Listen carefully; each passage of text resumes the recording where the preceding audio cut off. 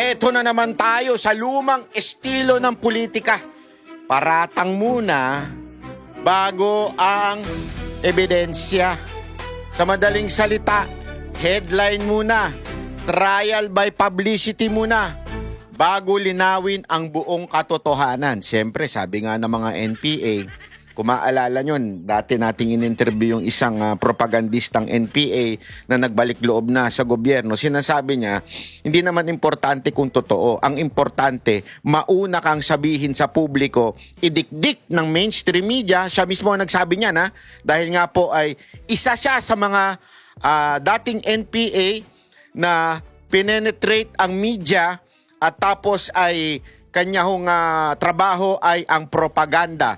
At nung nagbalik loob na siya sa gobyerno, ito'y tinulungan niya ang gobyerno upang isiwalat ang kasinungalingan ng NPA. Alam nyo, yan po ang kanilang propaganda. Unahin mo muna kasinungalingan. Hindi na importante yung katotohanan. Tapos, tsaka mo na lang bawi-bawiin,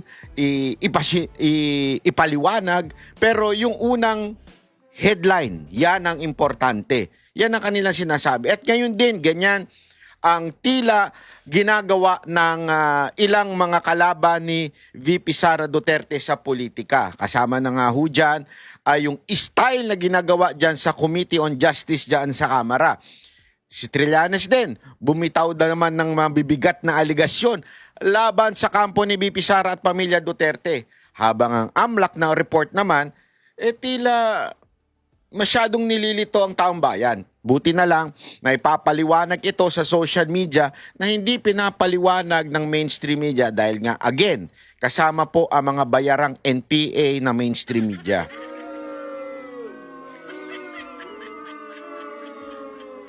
Ayon sa panig ni VP Sara, ay ginagamit sa paraang nakakalito, kulang sa konteksto at madaling gawing propaganda. Kaya ang tanong, investigasyon ba ito o para sa katotohanan o demolition job na nakabalot sa legal na drama? Are you crying? Are you? Are you crying? At ngayon, excuse me. At ngayon, pumasok na si Atty. Panelo sa eksena.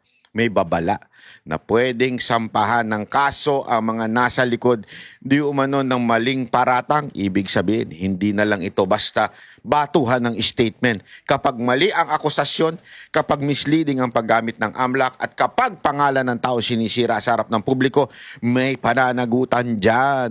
Kaya, tutukan ninyo hanggang dulo dahil hihimayin natin. Talagang, ano natin yan. Sisiguraduhin natin maintindihan ng bawat isa. Sino ba talaga naghahanap ng katotohanan at sino ang gumagawa lang ng ingay para guluhin ang isip ng taong bayan. Yung palakpakan.